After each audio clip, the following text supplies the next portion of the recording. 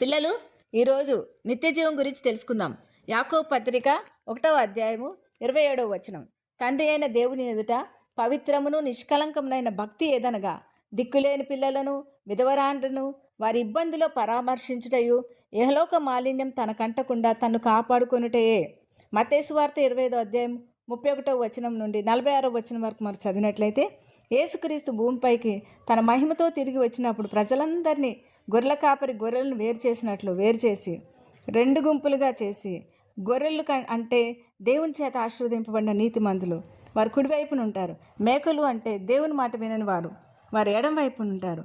దేవుని సన్నిధిలో ఎల్లప్పుడూ సంతోషంగా ఉండటమే నిత్యజీవం. ఇది దేవునితో ఉండే నిరంతర సంబంధం.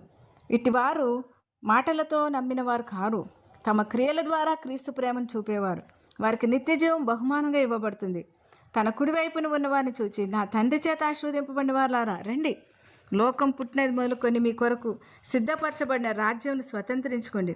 నేను ఆకలి కొంటిని, మీరు నాకు భోజనం పెట్టుదిరి, దప్పికొంటిని, నాకు దాహం ఇచ్చిదిరి, పరదేశినై ఉంటిని, నన్ను చేర్చుకుంటుని, దిగంబరినై ఉంటిని, నాకు బట్టలు ఇచ్చిదిరి, రోగినై ఉంటిని, నన్ను చూడవచ్చుదిరి, చెరసాల్లో ఉంటిని, నా యుద్ధకు వచ్చేదిరి అని చెప్పును. అందుకు వారు ఆశ్చర్యపోయి, ప్రభా, ఎప్పుడు నువ్వు మా దగ్గరకు వచ్చావు? ఆకలి కొంటే మేము చూసి నీకు ఆహారం పెట్టాము, నువ్వు దప్పిగంట చూసి ఎప్పుడు నీకు దాహం ఇచ్చాము, ఎప్పుడు పరదేశం ఏంటో చూసి నీకు చేర్చుకున్నాము, దిగంబరి ఏంటో చూసి నీకు ఎప్పుడు బట్టలు ఇచ్చాము, ఎప్పుడు రోగి ఏంటి నీకు చూసాము, చెరసాల్లో ఉండినప్పుడు నీ దగ్గరకు వచ్చాము అని అడుగుతారు వాళ్ళు. అందుకు రాజైన యేసు ఏమంటారంటే, అల్పులైన ఈ నా సహోదరులలో ఒకరికి మీరు చేస్తురు గనక నాకు చేస్తురని నిశ్చయంగా మీతో చెప్తున్నానంటారు అని వారి నిత్య జీవానికి తీసుకువెళ్తారు దేవుడు. కానీ ఏమి చేయని వారిని నిత్య శిక్షకు వెళ్తారు. చూసారా, మనం కేవలం మాటలతో విశ్వాసం ప్రకటించడం సరిపోదు. దేవుని పట్ల మనకున్న ప్రేమ తోటి మనుషుల పట్ల చూపించాలి. సమాజంలో నిర్లక్ష్యం చేయబడిన వృద్ధులను, అనాథలను, పేదలను, రోగులను, వారిలో మనం క్రీస్తును చూడాలి.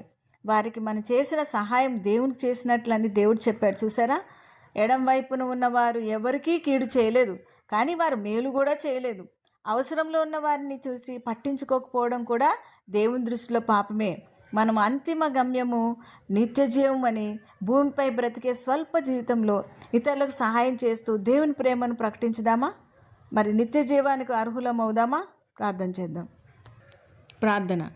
మా పరలోకపు తండ్రి, నిత్యుడగు తండ్రి, నీకు వందనాలు. మేము తండ్రి నిత్య జీవానికి వారసులవుటకు తండ్రి మేమేమి చేయాలో మాకు నేర్పించారు.